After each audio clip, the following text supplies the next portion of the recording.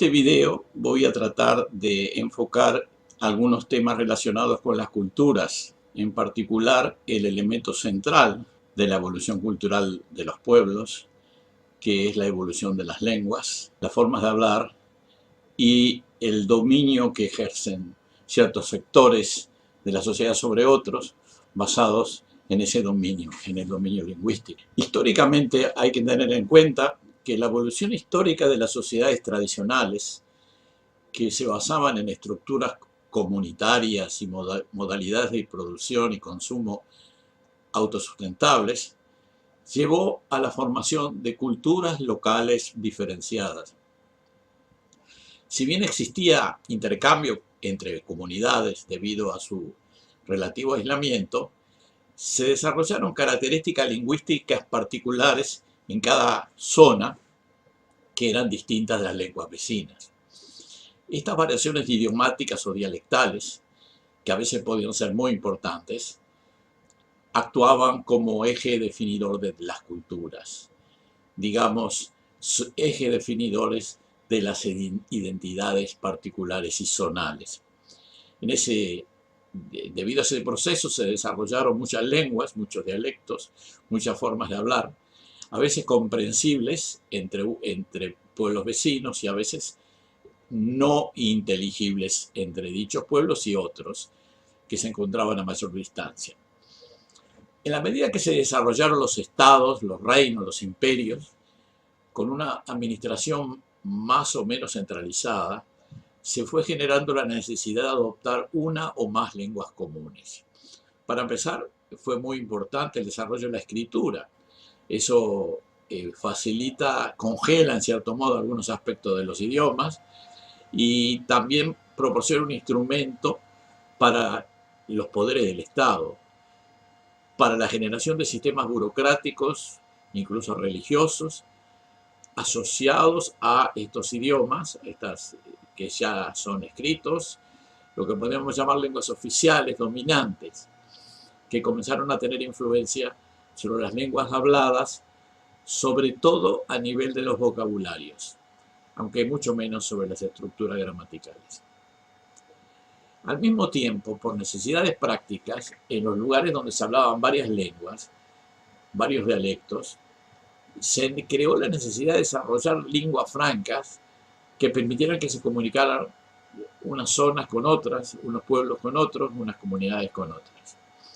Eso ocurrió hasta tiempos relativamente recientes. El caso del toscano en Italia, que es una lengua regional de la Toscana, y que fue utilizada como lengua de relación por el resto de las regiones italianas y terminó transformándose en el idioma de Italia después de la unificación, incluso antes.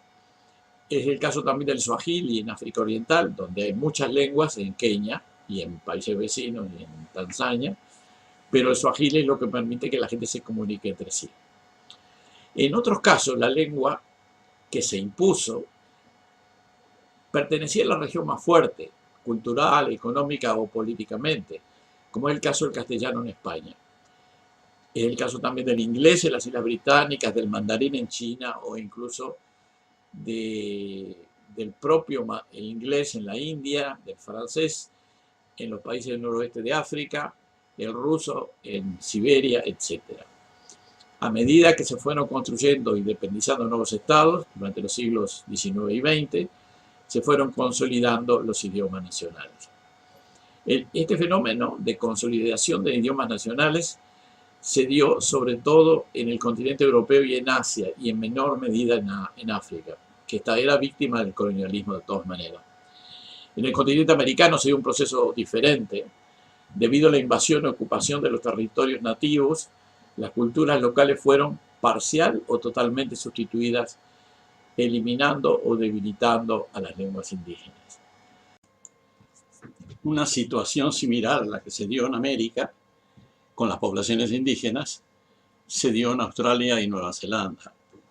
En Australia ni en Nueva Zelanda se constituyó ningún estado nacional basado en las culturas nativas.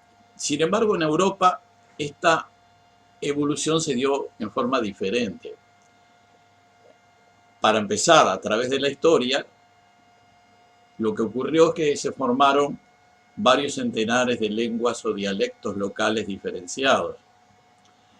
La expansión de algunos estados, por ejemplo el imperio greco-macedónico, el imperio romano, en la época a que normalmente se llama época clásica, del siglo V antes de nuestra era al siglo VI después de nuestra era, y lo que podíamos llamar greco-bizantina, lo que dio lugar es una homogeneización lingüística, porque se impusieron ciertas lenguas fuertes sobre otras más débiles. En este caso estamos hablando del romano y el griego, el latín y el griego.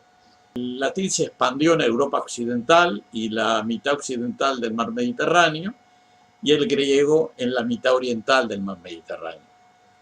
A partir de la caída del Imperio Romano de Occidente en el siglo V, se agudizó la diferenciación lingüística. Así, luego de varios siglos de transformación, las lenguas locales, que estaban fuertemente influidas por el latín escrito, que además cumplía funciones burocráticas y religiosas, dieron lugar a varias lenguas generalmente llamadas romances en las antiguas provincias del imperio. En la península itálica e islas vecinas evolucionaron el idioma toscano, el piamontés, el lombardo, el véneto, el sardo, el corso, el calabrés, el siciliano, etc.